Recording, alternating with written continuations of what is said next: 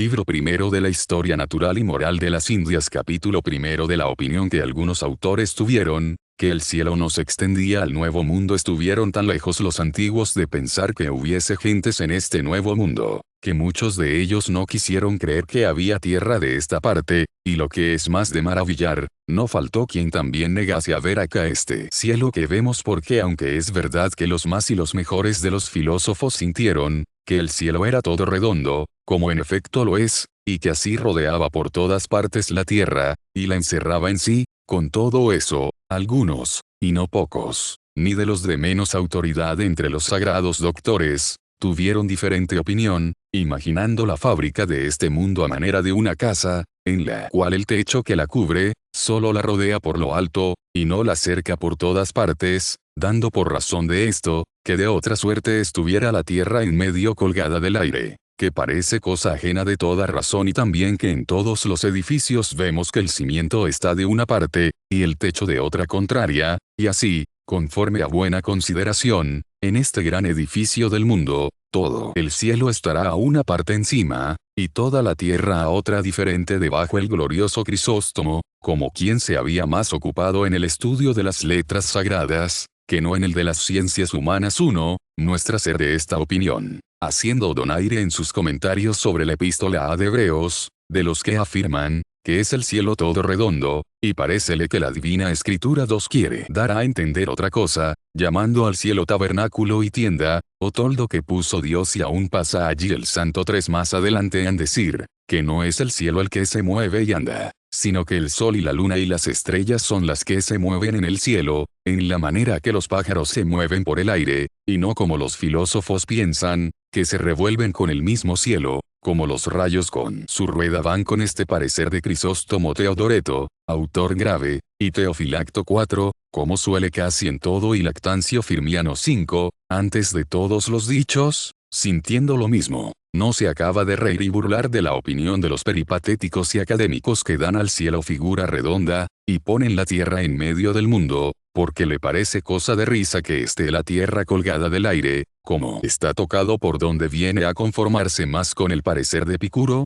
que dijo no haber otra cosa de la otra parte de la tierra, sino un caos y abismo infinito. Y aún parece tirar algo a esto lo que dice San Jerónimo 6, escribiendo sobre la epístola a los Efesios. Por estas palabras, el filósofo natural pasa con su consideración lo alto del cielo, y de la otra parte del profundo de la tierra y abismos haya un inmenso vacío. De Procopio refieren 7, aunque yo no lo he visto, que afirma sobre el libro del Génesis, que la opinión de Aristóteles cerca de la figura y movimiento circular del cielo, es contraria y repugnante a la divina escritura, pero que sientan y digan los dichos autores cosas como estas, no hay que maravillarnos, pues es notorio, que no se cuidaron tanto de las ciencias y demostraciones de filosofía, atendiendo a otros estudios más importantes. Lo que parece más de maravillar es, que siendo San Agustín tan aventajado en todas las ciencias naturales, y que en la astrología y en la física supo tanto, con todo eso se queda siempre dudoso, y sin determinarse en si el cielo rodea la tierra de todas partes, o no. Que se me da a mí,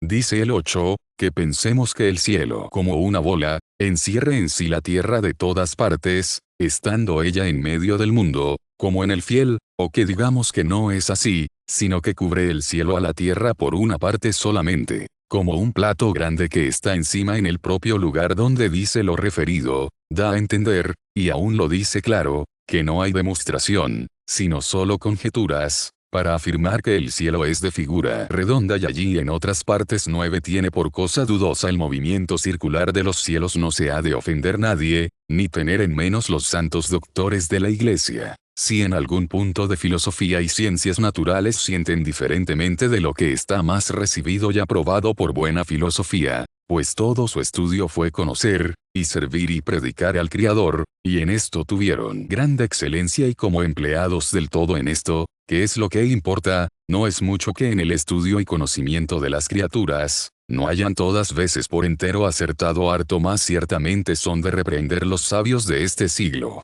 y filósofos vanos, que conociendo y alcanzando el ser y orden de estas criaturas, el curso y movimiento de los cielos, no llegaron los desventurados a conocer al Criador y Hacedor de todo esto, y ocupándose todos en estas hechuras, y obras de tanto primor, no subieron con el pensamiento a descubrir al autor soberano, como la divina sabiduría lo advierte 10, o ya que conocieron al Criador y Señor de todo 11, no le sirvieron, y glorificaron como debían, desvanecidos por sus invenciones, cosa que tan justamente les arguye y acusa el apóstol capítulo y que el cielo es redondo por todas partes, y se mueve en torno de sí mismo. Mas viniendo a nuestro propósito, no hay duda sino que lo que el Aristóteles y los demás peripatéticos, juntamente con los estoicos, sintieron 12, cuanto a ser el cielo todo de figura redonda, y moverse circularmente y en torno, es puntualmente tanta verdad, que la vemos con nuestros ojos los que vivimos en el Perú, harto más manifiesta por la experiencia, de lo que nos pudiera ser por cualquiera razón y demostración filosófica, porque para saber que el cielo es todo redondo, y que ciña y rodea por todas partes la tierra, y no poner duda en ello, basta mirar desde este hemisferio aquella parte y región del cielo, que da vuelta a la tierra, la cual los antiguos jamás vieron. Basta haber visto y notado ambos a dos polos, en que el cielo se revuelve como en sus quicios, digo el polo ártico y septentrional, que ven los de Europa, y estotro antártico o austral de que duda Agustino 13. Cuando pasada la línea equinoccial trocamos el norte con el sur. Acá en el Perú basta finalmente haber corrido navegando más de 60 grados de norte a sur, 40 de la una banda de la línea, y 23 de la otra banda, dejando por ahora el testimonio de otros que han navegado en mucha más altura, y llegado a casi 60 grados al sur. ¿Quién dirá que la nao Victoria, digna cierto de perpetua memoria, no ganó la victoria y triunfo de la redondez del mundo, y no menos de aquel tan vano vacío, y caos infinito que ponían los otros filósofos debajo de la tierra? Pues dio vuelta al mundo, y rodeó la inmensidad del gran océano, a quien no le parecerá que con este hecho mostró, que toda la grandeza de la tierra, por mayor que se pinte, está sujeta a los pies de un hombre, pues la pudo medir. Así que, sin duda, es el cielo de redonda y perfecta figura, y la tierra abrazándose con el agua, hacen un globo o bola cabal, que resulta de los dos elementos, y tiene sus términos y límites, su redondez y grandeza, lo cual se puede bastantemente probar y demostrar por razones de filosofía y de astrología, y dejando aparte aquellas sutiles, que se alegan comúnmente de que al cuerpo más perfecto, cuál es el cielo, se le debe la más perfecta figura, que sin duda es la redonda, de que el movimiento circular no puede ser igual y firme, si hace esquina en alguna parte, y se tuerce, como es forzoso, si el sol y luna y estrellas no dan vuelta redonda al mundo. Mas dejando esto aparte, como digo, paréceme a mí, que sola la luna debe bastar en este caso, como testigo fiel en el cielo, pues entonces solamente se obscurece y padece eclipse, cuando acaece ponérsele la redondez de la tierra ex diámetro entre ella y el sol, y así estorbar el paso a los rayos del sol, lo cual, cierto no podría ser si no estuviese la tierra en medio del mundo, rodeada de todas partes de los orbes celestes, aunque tampoco ha faltado quien ponga dudas si el resplandor de la luna se le comunica de la luz del sol. 14. Mas ya esto es demasiado dudar, pues no se puede hallar otra causa razonable de los eclipses, y de los llenos y cuartos de luna, sino la comunicación del resplandor del sol. También si lo miramos, veremos que la noche ninguna otra cosa es sino la obscuridad causada de la sombra de la tierra, por pasársele el sol a otra banda. Pues si el sol no pasa por la otra parte de la tierra, sino que al tiempo de ponerse se torna haciendo esquina y torciendo, lo cual forzoso ha de conceder el que dice, que el cielo no es redondo, sino que como un plato, cubre la haz de la tierra, síguese claramente, que no podrá hacer la diferencia que vemos de los días y noches, que en unas regiones del mundo son largos, y breves a sus tiempos, y en otras son perpetuamente iguales, lo que el santo doctor Agustino escribe 15 en los libros de Genesia ad Literam, que se pueden salvar bien todas las oposiciones, y conversiones, y elevaciones, y caimientos, y cualesquiera otros aspectos y disposiciones de los planetas y estrellas, con que entendamos que se mueven ellas, estándose el cielo mismo quedo y sin moverse, bien fácil se me hace a mí de entenderlo, y se le hará a cualquiera, como haya licencia de fingir lo que se nos antojare. Porque si ponemos por caso, que cada estrella y planeta es un cuerpo por sí, y que le menea y lleva un ángel, al modo que llevó a Habacuc, a Babilonia 16, ¿quién será tan ciego, que no vea que todas las diversidades que parecen de aspectos en los planetas y estrellas, podrán proceder de la diversidad del movimiento que el que las mueve voluntariamente les da, empero no da lugar la buena razón a que el espacio y región por donde se fingen andar o volar las estrellas deje de ser elemental y corruptible, pues se divide y aparta cuando ellas pasan, que cierto no pasan por vacuo, y si la región en que las estrellas y planetas se mueven, es corruptible, también ciertamente lo han de ser ellas de su naturaleza, y por el consiguiente se han de mudar y alterar, y en fin acabar porque naturalmente lo contenido no es más durable que su continente, decir, pues, que aquellos cuerpos celestes son corruptibles, ni viene con lo que la Escritura dice en el Salmo 17, que los hizo Dios para siempre, ni aún tampoco dice bien con el orden y conservación de este universo, digo más, que para confirmar esta verdad de que los mismos cielos son los que se mueven, y en ellos las estrellas andan en torno, podemos alegar con los ojos, pues vemos manifiestamente, que no solo se mueven las estrellas, sino partes y regiones enteras del cielo, no hablo solo de las partes lúcidas y resplandecientes, como es la que llaman Vía Láctea, que nuestro vulgar dice Camino de Santiago, sino mucho más digo esto por otras partes obscuras y negras que hay en el cielo, porque realmente vemos en él unas como manchas, que son muy notables, las cuales jamás me acuerdo haber echado de ver en el cielo cuando estaba en Europa, y acá en este otro hemisferio las he visto muy manifiestas. Son estas manchas de color y forma que la parte de la luna eclipsada, y parecénsele en aquella negrura y sombrío andan pegadas a las mismas estrellas, y siempre de un mismo tenor y tamaño, como con experiencia clarísima lo hemos advertido y mirado a alguno, por ventura, le parecerá cosa nueva, y preguntará,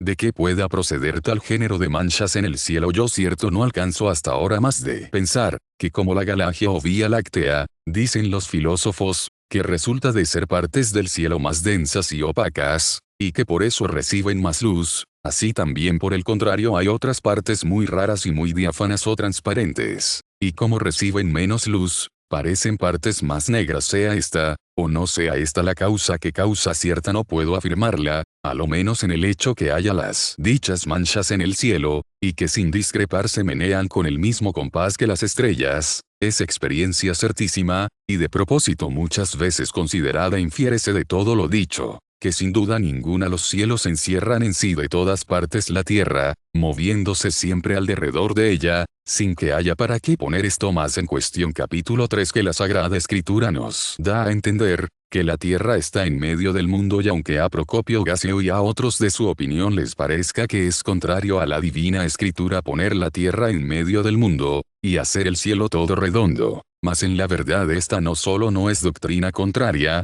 sino antes muy conforme a lo que las letras sagradas nos enseñan, porque dejando aparte que la misma Escritura 18 usa de este término muchas veces, la redondez de la tierra, y que en otra parte apunta, que todo cuanto hay corporal es rodeado del cielo, y como abarcado de su redondez, a lo menos aquello del Eclesiastés 19 o se puede dejar de tener por muy claro, donde dice, nace el sol y pónese, y vuélvese a su lugar, y allí tornando a nacer da vuelta por el mediodía, y tuércese hacia el norte, rodeando todas las cosas anda el espíritu alrededor, y vuélvese a sus mismos cercos. En este lugar dice la paráfrasis y exposición de Gregorio el Neocesariense o el Nacianceno, el sol habiendo corrido toda la tierra vuélvese, como en torno, hasta su mismo término y punto. Esto que dice Salomón y declara Gregorio, cierto no podía ser, si alguna parte de la tierra dejase de estar rodeada del cielo, y así lo entiende San Jerónimo 20, escribiendo sobre la epístola a los Efesios, de esta manera, los más comúnmente afirman, conformándose con el Eclesiastés, que el cielo es redondo, y que se mueve en torno, a manera de bola, y es cosa llana,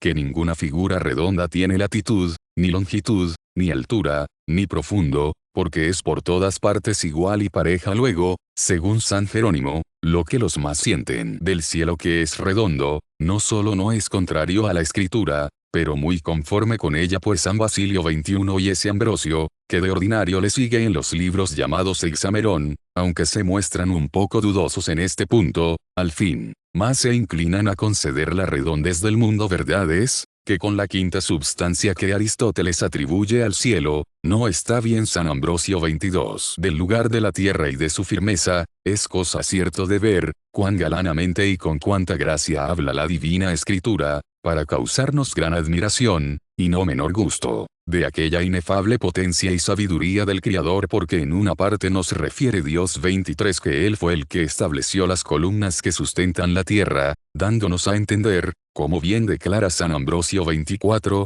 que el peso inmenso de toda la tierra le sustentan las manos del divino poder, que así usa la Escritura 25 nombrar columnas del cielo y de la tierra, no cierto las del otro Atlante, que fingieron los poetas, sino otras propias de la palabra eterna de Dios, que con su virtud sostiene cielos y tierra 26 más en otro lugar la misma divina Escritura 27, para significarnos como la tierra está pegada y por gran parte rodeada del elemento del agua, dice galanamente, que asentó Dios la tierra sobre las aguas, y en otro lugar, que fundó la redondez de la tierra sobre la mar, y aunque San Agustín 28 no quiere que se saque de este lugar, como sentencia de fe, que la tierra y agua hacen un globo en medio del mundo, y así pretende dar otra exposición a las sobredichas palabras del Salmo, pero el sentido llano sin duda es el que está dicho, que es darnos a entender, que no hay para qué imaginar otros cimientos, ni estribos de la tierra, sino el agua, la cual con ser tan fácil y mudable, la hace la sabiduría del supremo artífice, que sostenga y encierre aquesta inmensa máquina de la tierra, y dícese estar la tierra fundada y sostenida sobre las aguas y sobre el mar, siendo verdad, que antes la tierra está debajo del agua, que no sobre el agua, porque a nuestra imaginación y pensamiento lo que está de la otra banda de la tierra que habitamos, nos parece que está debajo de la tierra, y así el mar y aguas que ciñen la tierra por la otra parte, imaginamos que están debajo, y la tierra encima de ellas, pero la verdad es, que lo que es propiamente debajo, siempre es lo que está más en medio del universo. Más habla la Escritura conforme a nuestro modo de imaginar y hablar, preguntará alguno, pues la tierra está sobre las aguas, según la Escritura, las mismas aguas sobre qué estarán, o qué apoyo tendrán, y si la tierra y agua hacen una bola redonda, toda esta tan terrible máquina, ¿dónde se podrá sostener? A eso satisface en otra parte la divina Escritura 29, causando mayor admiración del poder del Criador, extiende, dice, al aquilón sobre vacío, y tiene colgada la tierra sobre no nada. Cierto, galanamente lo dijo, porque realmente parece que está colgada sobre no nada la máquina de la tierra y agua, cuando se figura estar en medio del aire, como en efecto está esta maravilla, de que tanto se admiran los hombres, aún la encarece más Dios, preguntando al mismo Job 30, ¿quién echó los cordeles para la fábrica de la tierra? Dime si lo has pensado, o en qué cimiento están aseguradas sus basas. Finalmente, para que se acabase de entender la traza de este maravilloso edificio del mundo, el profeta David, gran alabador y cantor de las obras de Dios, en un Salmo 31 que hizo a este propósito, dice así, tú que fundaste la tierra sobre su misma estabilidad y firmeza, sin que bambalee ni se trastorne para siempre jamás, quiere decir, la causa por qué estando la tierra puesta en medio del aire no se cae, ni bambalea, es porque tiene seguros fundamentos de su natural estabilidad, la cual le dio su sapientísimo Criador para que en sí misma se sustente, sin que haya menester otros apoyos ni estribos. Aquí, pues, se engaña la imaginación humana, buscando otros cimientos a la tierra, y procede el engaño de medir las obras divinas con las humanas, así que no hay que temer, por más que parezca que esta tan gran máquina cuelga del aire, que se caiga o trastorne, que no se trastornará, como dijo el Salmo 32, para siempre jamás, con razón. Por cierto, David, después de haber contemplado y cantado tan maravillosas obras de Dios, añade, gozarse a el Señor en sus obras, y después, oh, qué engrandecidas son tus obras, Señor, bien parece que salieron todas de tu saber. Yo cierto, si he de decir lo que pasa, digo, que diversas veces que he peregrinado, pasando esos grandes golfos del mar océano, y caminando por estas otras regiones de tierras tan extrañas, poniéndome a mirar y considerar la grandeza y extrañeza de estas obras de Dios, no podía dejar de sentir admirable gusto, con la consideración de aquella soberana sabiduría y grandeza del Hacedor, que reluce en estas sus obras tanto, que en comparación de esto, todos los palacios de los reyes, y todas las invenciones humanas me parecen poquedad y vileza. O cuántas veces se me venía al pensamiento y a la boca aquello del Salmo 33, gran recreación me habéis, Señor, dado con vuestras obras, y no dejaré de regocijarme en mirar las hechuras de vuestras manos. Realmente tienen las obras de la divina arte un no sé qué de gracia y primor como escondido y secreto, con que miradas una y otra y muchas veces, causan siempre un nuevo gusto al revés de las obras humanas, que aunque estén fabricadas con mucho artificio, en haciendo costumbre de mirarse, no se tienen en nada, y aun cuasi causan enfado, sean jardines muy amenos, sean palacios y templos galanísimos, sean alcazares de soberbio edificio, sean pinturas, o tallas, o piedras de exquisita invención y labor, tengan todo el primor posible, es cosa cierta y averiguada, que en mirándose 2 o 3 veces, apenas hay poner los ojos con atención, sino que luego se divierten a mirar otras cosas, como hartos de aquella vista más a la mar, si la miráis, o ponéis los ojos en un peñasco alto, que sale a cuya con extrañeza, o el campo cuando está vestido de su natural verdura y flores, o el raudal de un río que corre furioso, y está sin cesar batiendo las peñas, y como bramando en su combate, y finalmente, cualesquiera obras de naturaleza, por más veces que se miren, siempre causan nueva recreación, y jamás enfada su vista, que parece, sin duda, que son como un convite copioso y magnífico de la divina sabiduría, que allí de callada, sin cansar jamás, apacienta y deleita nuestra consideración. Capítulo y ven que se responde a lo que se alega de la escritura contra la redondez del cielo, mas volviendo a la figura del cielo. No sé de qué autoridades de la escritura se haya podido colegir que no sea redondo, y su movimiento circular, porque llamar San Pablo 34 al cielo un tabernáculo o tienda que puso Dios, y no el hombre, no veo que haga al caso, pues aunque nos digan que es tabernáculo puesto por Dios, no por eso hemos de entender, que a manera de toldo cubre por una parte solamente la tierra, y que se está allí sin mudarse, como lo quisieron entender algunos. Trataba el apóstol la semejanza del tabernáculo antiguo de la ley, y a ese propósito dijo, que el tabernáculo de la ley nueva de gracia, es el cielo, en el cual entró el sumo sacerdote Jesucristo de una vez por su sangre, y de aquí infiere que hay tanta ventaja del nuevo tabernáculo al viejo, cuanto hay de diferencia entre el autor del nuevo, que es Dios, y el obrador del viejo, que fue hombre, aunque es verdad, que también el viejo tabernáculo se hizo por la sabiduría de Dios, que enseñó a su maestro. Beseleel 35. Ni hay para qué buscar en las semejanzas o parábolas o alegorías, que en todo y por todo cuadren a lo que se traen. Como el bienaventurado Crisóstomo 36 a otro propósito lo advierte escogidamente la otra autoridad que refiere San Agustín, que alegan algunos, para probar que el cielo no es redondo, diciendo 37, extiende el cielo como piel, de donde infieren que no es redondo, sino llano en lo de arriba, con facilidad y bien responde el mismo Santo Doctor 38, que en estas palabras del Salmo, no se nos da a entender la figura del cielo, sino la facilidad con que Dios obró un cielo tan grande, pues no le fue a Dios más difícil sacar una cubierta tan inmensa del cielo, que lo fuera a nosotros desplegar una piel doblada, o pretendió quizá, darnos a entender la gran majestad de Dios, al cual sirve el cielo tan hermoso y tan grande, de lo que a nosotros nos sirve en el campo un toldo o tienda de pieles, lo que un poeta galanamente declaró diciendo, el toldo del claro cielo. Lo otro que dice Isaías 39, el cielo me sirve de silla, y la tierra de escabelo para mis pies, si fuéramos del error de los antropomorfitas, que ponían miembros corporales en Dios según su divinidad,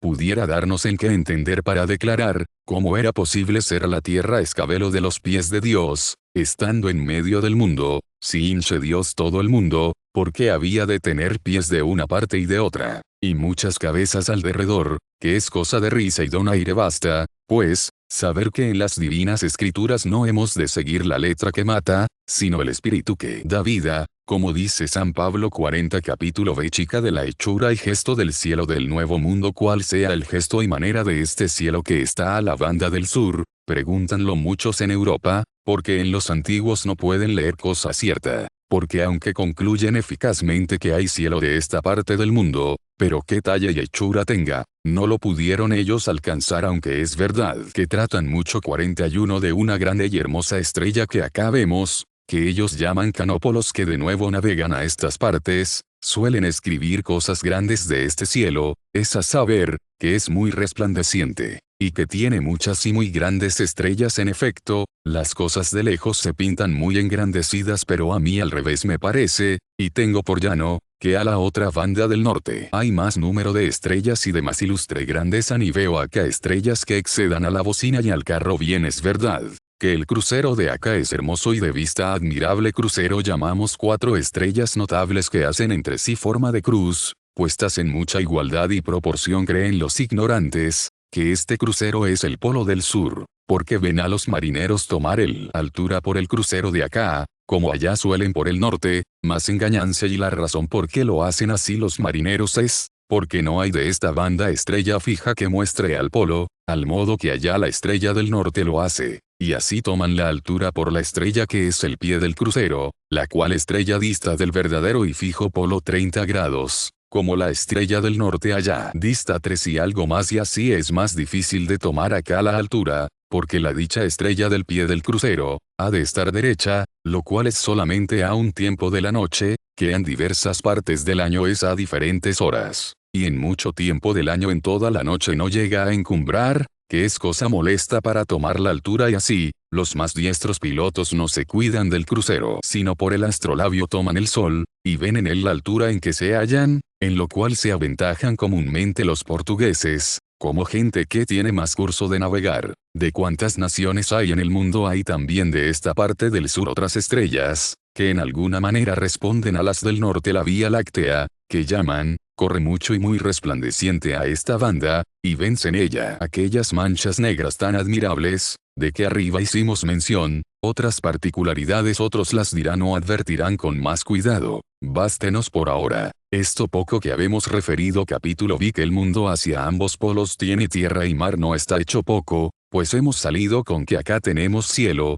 y nos cobija como a los de Europa y Asia y África, y de esta consideración nos aprovechamos a veces, cuando algunos o muchos de los que acá suspiran por España, y no saben hablar sino de su tierra, se maravillan y aún enojan con nosotros, pareciéndoles que estamos olvidados, y hacemos poco caso de nuestra común patria, a los cuales respondemos, que por eso no nos fatiga el deseo de volver a España, porque hallamos que el cielo nos cae tan cerca por el Perú, como por España. Pues, como dice bien San Jerónimo, escribiendo a Paulino, tan cerca está la puerta del cielo de Bretaña, como de Jerusalén. Pero ya que el cielo de todas partes toma al mundo en derredor, es bien que se entienda, que no por eso se sigue que haya tierra de todas partes del mundo, porque siendo así que los dos elementos de tierra y agua, componen un globo o bola redonda, como los más y los mejores de los antiguos, según refiere Plutarco 42, lo sintieron, y con demostraciones certísimas se prueba,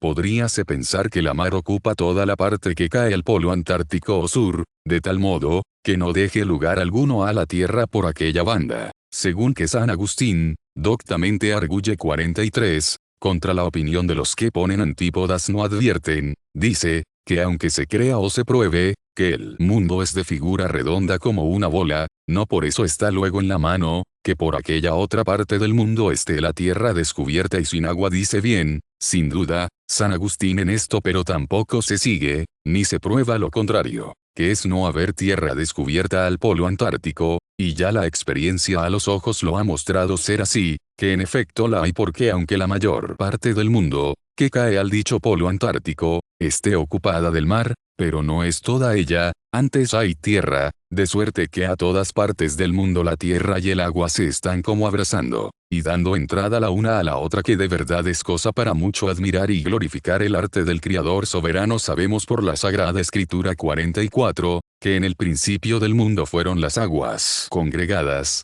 y se juntaron en un lugar, y que la tierra con esto se descubrió, y también las mismas sagradas letras nos enseñan, que estas congregaciones de aguas se llamaron mar, y como ellas son muchas, hay de necesidad muchos mares, y no solo en el Mediterráneo hay esta diversidad de mares, llamándose uno el Euxino, otro el Caspio, otro el Eritreo o Bermejo, otro el Pérsico, otro el de Italia, y otros muchos así, mas también el mismo océano grande, que en la Divina Escritura se suele llamar abismo, aunque en realidad de verdad sea uno, pero en muchas diferencias y maneras. Como respecto de este Perú y de toda la América es uno el que llaman Mar del Norte, y otro el Mar del Sur, y en la India Oriental, uno es el Mar Índico, otro el de la China. Yo he advertido, así en lo que he navegado como en lo que he entendido de relaciones de otros, que nunca la mar se aparta de la tierra más de 1000 leguas, sino que donde quiera, por mucho que corre el océano, no pasa de la dicha medida. No quiero decir, que no se navegan más de 1000 leguas del mar océano, que esto sería disparate, Pues sabemos que las naves de Portugal navegan 4 tanto y más, y aún todo el mundo en redondo se puede navegar por mar, como en nuestros tiempos lo hemos ya visto, sin poderse dudar en ello, mas lo que digo y afirmo es, que en lo que hasta ahora está descubierto, ninguna tierra dista por línea recta de la tierra firme o islas que le caen cerca, sino a lo sumo 1000 leguas, y que así entre tierra y tierra nunca corre mayor espacio de mar, tomándolo por la parte que una tierra está más cercana de otra. Porque del fin de Europa, y de África y de su costa no distan las Islas Canarias y las de los Azores, con las del Cabo Verde, y las demás en aquel paraje, más de 300 o 500 leguas, a lo sumo de tierra firme de las dichas islas. Haciendo discurso hacia la India Occidental, apenas hay 900 leguas hasta llegar a las islas que llaman Dominica, y las Vírgenes, y la Beata, y las demás, y estas van corriendo por su orden hasta las que llaman de Barlovento, que son de Cuba, y Española, y Boriquen de estas, hasta dar en la tierra firme apenas hay 200 o 300 leguas, y por partes mucho menos la tierra firme. Luego corre una cosa infinita desde la tierra de la Florida hasta acullá a la tierra de los Patagones, y por esta otra parte del sur, desde el estrecho de Magallanes hasta el Cabo Mendocino, corre una tierra larguísima, pero no muy ancha, y por donde más ancha, es aquí en esta parte del Perú, que dista del Brasil obra de 1000 leguas en este mismo mar del sur, aunque no se halla ni sabe fin la vuelta del poniente, pero no ha muchos años que se descubrieron las islas que intitularon de Salomón, que son muchas y muy grandes y distan de este Perú como 800 leguas, y porque se ha observado y se halla así, que donde quiera que hay islas muchas y grandes, se halla no muy lejos tierra firme, de ahí viene, que muchos, y yo con ellos, tienen opinión, que hay cerca de las dichas islas de Salomón, tierra firme grandísima, la cual responde a la nuestra América por parte del poniente, y sería posible que corriese por la altura del sur hacia el estrecho de Magallanes. La Nueva Guinea se entiende que es tierra firme, y algunos doctos la pintan muy cerca de las islas de Salomón, así que es muy conforme a razón, que aún está por descubrir buena parte del mundo, pues ya por este mar del sur navegan también los nuestros a la China y Filipinas, y a la ida de acá allá no nos dicen que pasan más largo mar que viniendo de España a estas Indias, más por donde se continúan y traban el un mar océano con el otro, digo el mar del sur con el mar del norte. Por la parte del polo antártico bien se sabe que es por el estrecho tan señalado de Magallanes, que está en altura de 51 grados, pero si al otro lado del mundo, al polo del norte, también se continúan y corren estos dos mares, grande cosa es, que muchos la han pesquisado, pero que yo sepa, nadie hasta ahora ha dado en ella, solamente por conjeturas, y no sé qué indicios. Afirman algunos, que hay otro estrecho hacia el norte, semejante al de Magallanes. Para el intento que llevamos, bástanos hasta ahora saber de cierto, que hay tierra de esta parte del sur, y que es tierra tan grande como toda la Europa y Asia, y aún África, y que a ambos polos del mundo se hallan mares y tierras abrazados entre sí, en lo cual los antiguos, como a quienes les faltaba experiencia, pudieron poner duda, y hacer contradicción. Capítulo 7, en que se reprueba la opinión de Lactancio, que dijo no haber antípodas, pero ya que se sabe que hay tierra a la parte del sur o polo antártico, resta ver si hay en ella hombres que la habiten, que fue en tiempos pasados una cuestión muy reñida. Lactancio Firmiano 45, y San Agustín 46 hacen gran donaire de los que afirman haber antípodas, que quiere decir hombres que traen sus pies contrarios a los nuestros, mas aunque en tenerlo por cosa de burla convienen estos dos autores, pero en las razones y motivos de su opinión van por muy diferentes caminos, como en los ingenios eran bien diferentes. Lactancio hace con el vulgo, pareciéndole cosa de risa decir que el cielo está en torno por todas partes, y la tierra está en medio, rodeada de él como una pelota, y así escribe de esta manera: ¿qué camino lleva lo que algunos quieren decir, que hay antípodas, que ponen sus pisadas contrarias a las nuestras? Por ventura hay hombre tan tonto que cree haber gentes que andan los pies arriba y la cabeza abajo, y que las cosas que acá están asentadas, estén allá trastornadas colgando, y que los árboles y los panes crecen allá hacia abajo, y que las lluvias y la nieve y el granizo suben a la tierra hacia arriba. Y después de otras palabras añade Lactancio que estas, el imaginar al cielo redondo fue causa de inventar estos hombres antípodas colgados del aire. Y así, no tengo más que decir de tales filósofos, sino que, errando una vez, porfían en sus disparates, defendiendo los unos con los otros. Hasta aquí son palabras de Lactancio, mas por más que él diga, nosotros que habitamos al presente en la parte del mundo, que responde en contrario del Asia, y somos sus antíctonos, como los cosmógrafos hablan, ni nos vemos andar colgando, ni que andemos las cabezas abajo y los pies arriba. Cierto, es cosa maravillosa considerar, que al entendimiento humano por una parte no le sea posible percibir y alcanzar la verdad, sin usar de imaginaciones, y por otra tampoco le sea posible dejar de errar.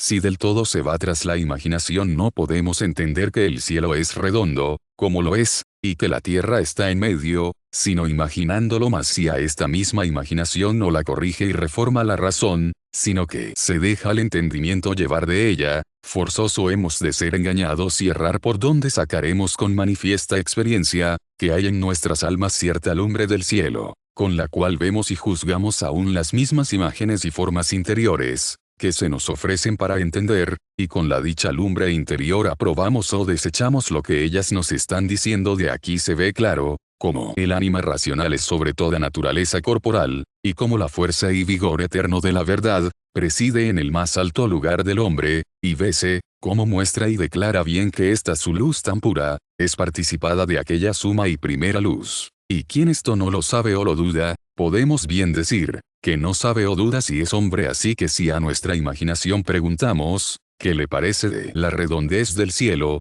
cierto no nos dirá otra cosa sino lo que dijo a Lactancio, es a saber, que si es el cielo redondo, el sol y las estrellas habrán de caerse cuando se trasponen, y levantarse cuando van al mediodía, y que la tierra está colgada en el aire, y que los hombres que moran de la otra parte de la tierra, han de andar pies arriba y cabeza abajo, y que las lluvias allí no caen de lo alto, antes suben de abajo, y las demás monstruosidades, que aún decirlas, provoca a risa, mas si se consulta la fuerza de la razón, hará poco caso de todas estas pinturas vanas, y no escuchará a la imaginación más que a una vieja loca, y con aquella su entereza y gravedad, responderá, que es engaño grande fabricar en nuestra imaginación a todo el mundo a manera de una casa, en la cual está debajo de su cimiento la tierra, y encima de su techo está el cielo, y dirá también, que como en los animales siempre la cabeza es lo más alto y supremo del animal, aunque no todos los animales tengan la cabeza de una misma manera, sino unos puesta hacia arriba, como los hombres, otros atravesada, como los ganados, otros en medio, como el pulpo y la araña, así también el cielo donde quiera que esté, está arriba, y la tierra ni más ni menos, donde quiera que esté, está debajo, porque siendo así, que nuestra imaginación está asida a tiempo y lugar, y el mismo tiempo y lugar no lo percibe universalmente, sino particularizado. De ahí le viene que cuando la levantan a considerar cosas que exceden y sobrepujan tiempo y lugar conocido, luego se cae, y si la razón no la sustenta y levanta, no puede un punto tenerse en pie, y así veremos, que nuestra imaginación, cuando se trata de la creación del mundo, anda a buscar tiempo antes de crearse el mundo, y para fabricarse el mundo, también señala lugar, y no acaba de ver que se pudiese de otra suerte el mundo hacer, siendo verdad, que la razón claramente nos muestra, que ni hubo tiempo antes de haber movimiento, cuya medida es el tiempo, ni hubo lugar alguno antes del mismo universo,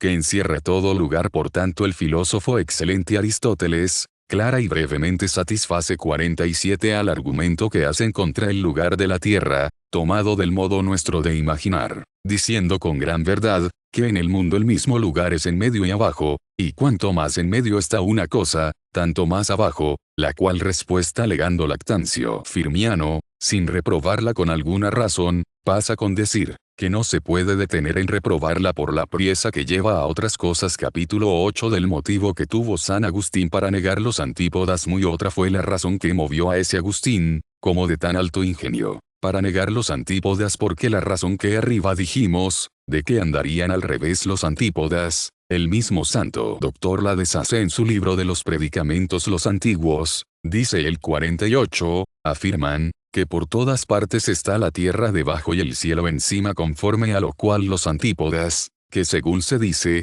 pisan al revés de nosotros, tienen también el cielo encima de sus cabezas. Pues entendiendo esto San Agustín tan conforme a buena filosofía, ¿qué será la razón por donde persona tan docta se movió a la contraria opinión? Fue cierto el motivo que tuvo tomado de las entrañas de la sagrada teología, conforme a la cual nos enseñan las divinas letras, que todos los hombres del mundo descienden de un primer hombre, que fue Adán, pues decir, que los hombres habían podido pasar al nuevo mundo, atravesando ese infinito piélago del mar océano, parecía cosa increíble y un puro desatino, y en verdad, que si el suceso palpable, y experiencia de lo que hemos visto en nuestros siglos, no nos desengañara, hasta el día de hoy se tuviera por razón insoluble la dicha, y ya que sabemos, que no es concluyente ni verdadera la dicha razón, con todo eso nos queda bien que hacer para darle respuesta, quiero decir, para declarar en qué modo, y por qué vía pudo pasar el linaje de los hombres acá, o cómo vinieron, y por dónde, a poblar estas Indias, y por qué adelante se ha de tratar esto muy de propósito. Por ahora bien será que oigamos lo que el santo doctor Agustino disputa de esta materia en los libros de la Ciudad de Dios 49, el cual dice así, lo que algunos platican, que hay antípodas, esto es, gentes que habitan de la otra parte de la tierra, donde el sol nace al tiempo que a nosotros se pone, y que las pisadas de estos son al revés de las nuestras. Esto no es cosa que se ha de creer, pues no lo afirman por relación cierta que de ello tengan, sino solamente por un discurso de filosofía que hacen, con que concluyen, que estando la tierra en medio del mundo rodeada de todas partes del cielo igualmente, ha de ser forzosamente lugar más bajo siempre el que estuviere más en medio del mundo, y después añade, de ninguna manera engaña la divina escritura, cuya verdad en lo que refiere a haber pasado, se prueba bien, viendo cuán puntualmente sucede lo que profetiza que ha de venir, y es cosa de disparate decir, que de estas partes del mundo hayan podido hombres llegar al otro nuevo mundo, y pasar esa inmensidad del mar océano, pues de otra suerte no es posible haber allá hombres. Siendo verdad que todos los hombres descienden de aquel primer hombre, según esto toda la dificultad de San Agustín no fue otra sino la incomparable grandeza del mar océano, y el mismo parecer tuvo San Gregorio Nacianceno, afirmando, como cosa sin duda, que pasado el estrecho de Gibraltar, es imposible navegarse el mar. En una epístola que escribe 50, dice a este propósito, estoy muy bien con lo que dice Píndaro, que después de Cádiz es la mar innavegable de hombres, y él mismo, en la oración funeral que hizo a San Basilio, dice, que a ninguno le fue concedido pasar del estrecho de Gibraltar, navegando la mar. Y aunque es verdad que esto se tomó como por refrán del poeta Píndaro, que dice, que así a sabios como a necios les está vedado saber lo que está adelante de Gibraltar, pero la misma origen de este refrán da bien a entender cuán asentados estuvieron los antiguos en la dicha opinión, y así por los libros de los poetas, y de los historiadores, y de los cosmógrafos antiguos, el fin y términos de la tierra se ponen en Cádiz, la de nuestra España, allí fabrican las columnas de Hércules, allí encierran los términos del Imperio Romano, allí pintan los fines del mundo, y no solamente las letras profanas, mas aún las sagradas, también hablan en esa forma, acomodándose a nuestro lenguaje, donde dicen 51, que se publicó el edicto de Augusto César, para que todo el mundo se empadronase, y de Alejandro el Magno, que extendió su imperio hasta los cabos de la tierra 52, y en otra parte dicen 53, que el Evangelio ha crecido y hecho fruto en todo el mundo universo, porque por estilo usado llama la Escritura todo el mundo a la mayor parte del mundo, que hasta entonces estaba descubierto y conocido ni el otro mar de la India Oriental, ni este otro de la Occidental, entendieron los antiguos, que se pudiese navegar, y en esto concordaron generalmente, por lo cual Plinio, como cosa llana y cierta, escribe 54, los mares que atajan la tierra, nos quitan de la tierra habitable la mitad por medio, porque ni de acá se puede pasar allá, ni de allá venir acá. Esto mismo sintieron Tulio y Macrobio, y Pomponio Mela, y finalmente fue el común parecer de los escritores antiguos. Capítulo X de la opinión que tuvo Aristóteles cerca del Nuevo Mundo, y qué es lo que le engañó para negarle. Hubo, demás de las dichas, otra razón también,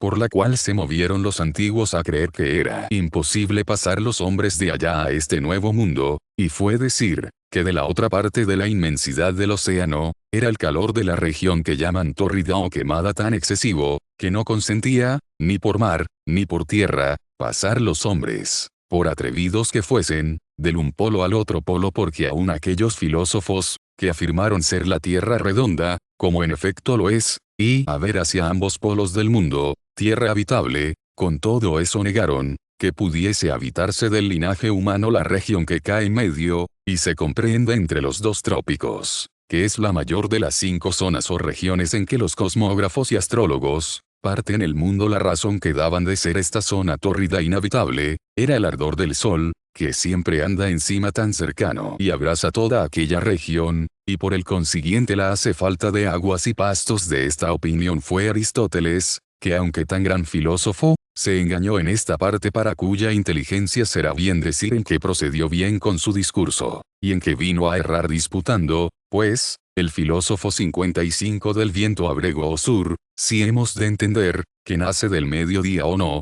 sino del otro polo contrario al norte. Escribe en esta manera: la razón nos enseña, que la latitud y ancho de la tierra que se habita, tiene sus límites, pero no puede toda esta tierra habitable continuarse entre sí, por no ser templado al medio, porque cierto es que en su longitud, que es de oriente a poniente, no tiene exceso de frío, ni de calor, pero tiénele en su latitud, que es del polo a la línea equinoccial. Y así podría sin duda andarse toda la tierra en torno por su longitud, si no lo estorbase en algunas partes la grandeza del mar que la ataja. Hasta aquí no hay más que pedir en lo que dice Aristóteles, y tiene gran razón, en que la tierra por su longitud, que es de oriente a poniente, corre con más igualdad, y más acomodada a la vida y habitación humana, que por su latitud, que es del norte al mediodía, y esto pasa así no solo por la razón que toca a Aristóteles de haber la misma templanza del cielo de oriente a poniente, pues dista siempre igualmente del frío del norte, y del calor del mediodía, sino por otra razón también, porque yendo en longitud,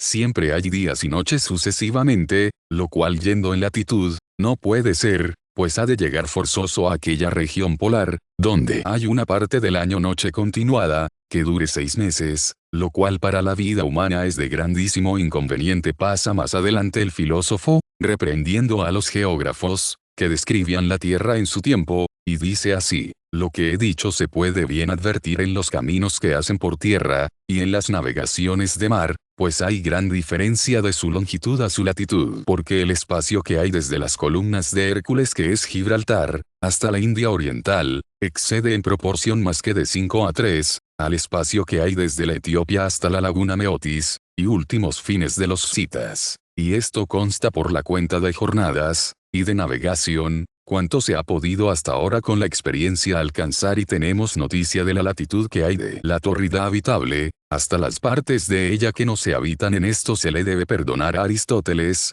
pues en su tiempo no se había descubierto más de la Etiopía primera, que llaman exterior, y cae junto a la Arabia y África. La otra Etiopía interior no la supieron en su tiempo, ni tuvieron noticia de aquella inmensa tierra, que cae donde son ahora las tierras del Preste Juan, y mucho menos toda la demás tierra que cae debajo de la equinoccial, y va corriendo hasta pasar el trópico de Capricornio, y para en el Cabo de Buena Esperanza, tan conocido y famoso por la navegación de los portugueses, desde el cual cabo, si se mide la tierra, hasta pasada la Scitia y Tartaria, no hay duda sino que esta latitud y espacio será tan grande, como la longitud y espacio que hay desde Gibraltar hasta la India Oriental es cosa llana, que los antiguos ignoraron los principios del Nilo, y lo último de la Etiopía, y por eso Lucano reprehende 56 la curiosidad de Julio César en querer inquirir el principio del Nilo, y dice en su verso: ¿qué tienes tú, romano, que ponerte a inquirir del Nilo el nacimiento? Y el mismo poeta, hablando con el propio Nilo, dice: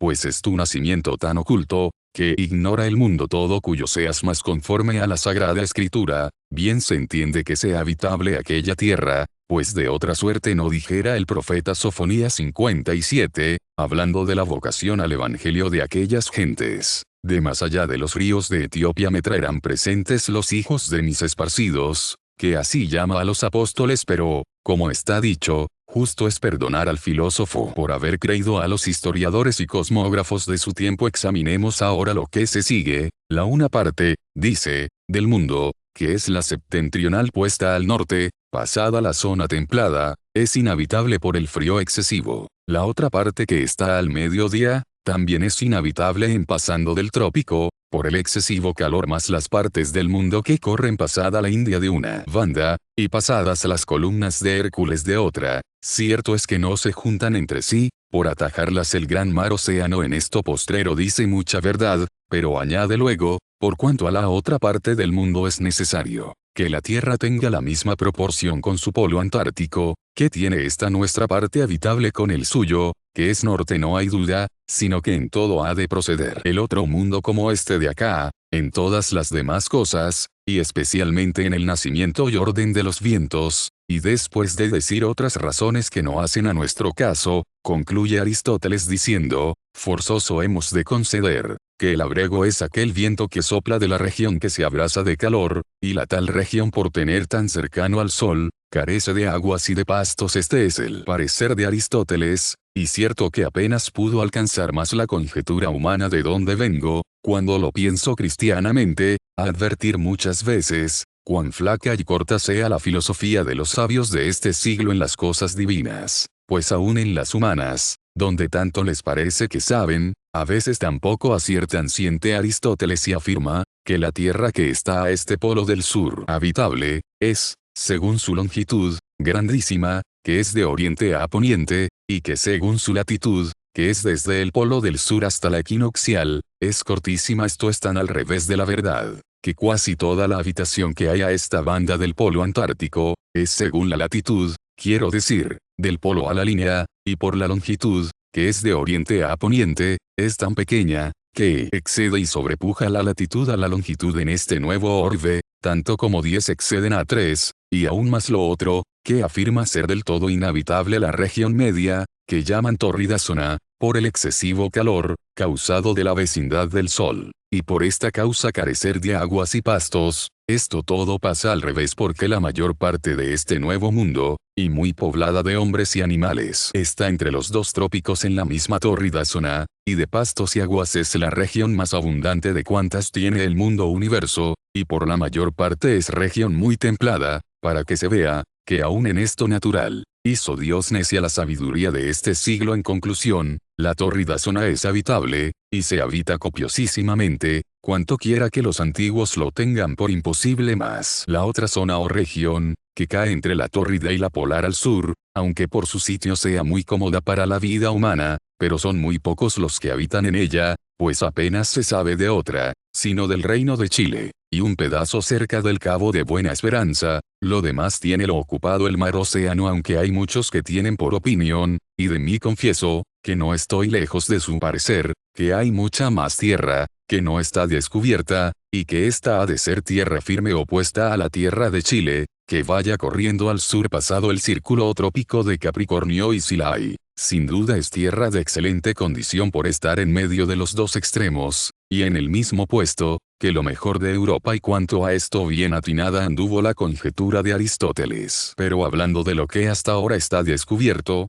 lo que hay en aquel puesto es muy poca tierra, habiendo en la tórrida muchísima y muy habitada. Capítulo X. Que Plinio y los más de los antiguos sintieron lo mismo que Aristóteles. El parecer de Aristóteles siguió a la letra Plinio, el cual dice así: 58, el temple de la región del medio del mundo, por donde anda de continuo el sol, y está abrasada como de fuego cercano, y toda quemada y como humeando. Junto a esta de en medio, hay otras dos regiones de ambos lados, las cuales por caer entre el ardor de esta, y el cruel frío de las otras dos extremas, son templadas. Mas estas dos templadas no se pueden comunicar entre sí, por el excesivo ardor del cielo. Esta propia fue la opinión de los otros antiguos, la cual galanamente celebra el poeta. En sus versos 59 rodean 5 cintas todo el cielo, de estas, una con sol perpetuo ardiente tienen de quemazón bermejo el suelo. Y el mismo poeta en otro cabo 60 oyolo, si hay alguno que allá habite, donde se tiende la región más larga,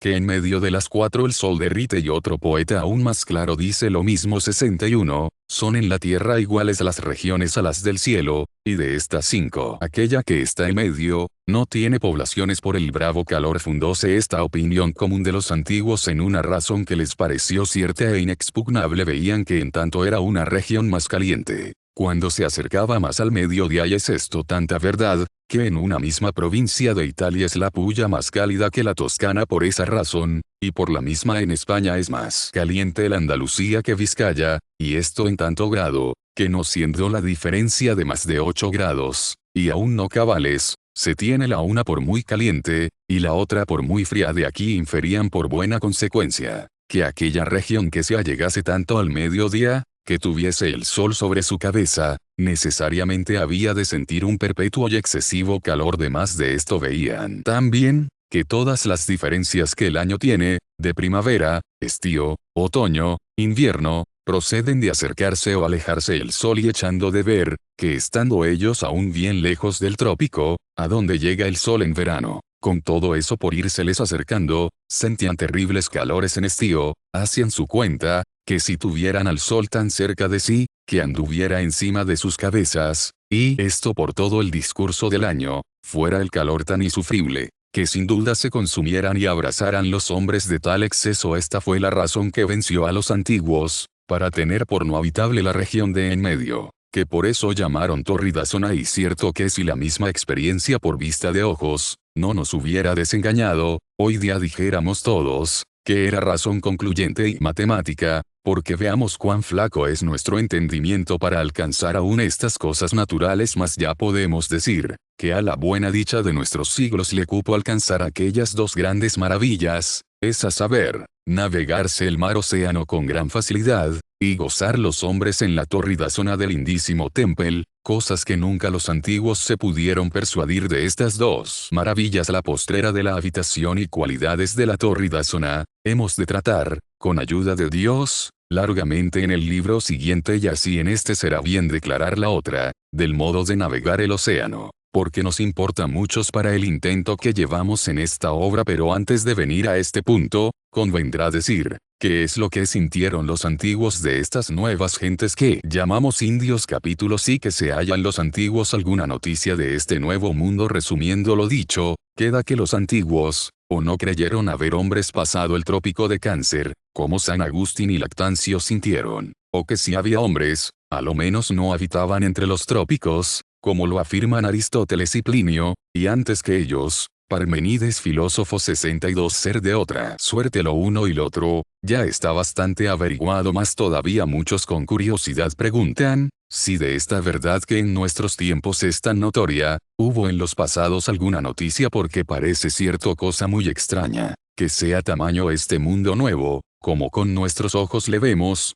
y que en tantos siglos atrás no haya sido sabido por los antiguos, por donde pretendiendo quizá algunos menoscabar en esta parte la felicidad de nuestros tiempos, y obscurecer la gloria de nuestra nación, procuran mostrar, que este nuevo mundo fue conocido por los antiguos, y realmente no se puede negar, que haya de esto algunos rastros. Escribe San Jerónimo 63 en la epístola a los Efesios. Con razón preguntamos, ¿qué quiera decir el apóstol en aquellas palabras, en las cuales cosas anduvistes un tiempo según el siglo de este mundo? Si quiere por ventura dar a entender, que hay otro siglo que no pertenezca a este mundo, sino a otros mundos, de los cuales escribe Clemente en su epístola, el océano y los mundos que están más allá del océano. Esto es de San Jerónimo. Yo cierto no alcanzo, qué epístola sea esta de Clemente, que San Jerónimo cita, pero ninguna duda tengo que lo escribió así San Clemente, pues lo alega San Jerónimo y claramente refiere San Clemente, que pasado el mar océano, hay otro mundo y aún mundos, como pasa en efecto de verdad, pues hay tan excesiva distancia del un nuevo mundo al otro nuevo mundo, quiero decir, de este Perú e India occidental a la India oriental y China. También Plinio, que fue tan extremado en inquirir las cosas extrañas y de admiración, refiere en su Historia Natural 64, que Ennón, capitán de los cartaginenses, navegó desde Gibraltar, costeando la mar, hasta lo último de Arabia, y que dejó escrita esta su navegación, lo cual si es así, como Plinio lo dice, síguese claramente que navegó el dicho Ennón todo cuanto los portugueses hoy día navegan, pasando 2 veces la equinoccial, que es cosa para espantar. Y según lo trae el mismo Plinio 65 de Cornelio Nepote, autor grave, el propio espacio navegó otro hombre llamado Eudoxo, aunque por camino contrario, porque huyendo el dicho Eudoxo del rey de los latinos, salió por el mar Bermejo al mar Océano, y por él volteando llegó hasta el estrecho de Gibraltar, lo cual afirma el Cornelio Nepote haber acaecido en su tiempo. También escriben autores graves, que una nave de cartaginenses llevándola a la fuerza del viento por el mar Océano, vino a reconocer una tierra nunca hasta entonces sabida, y que volviendo después a Cartago,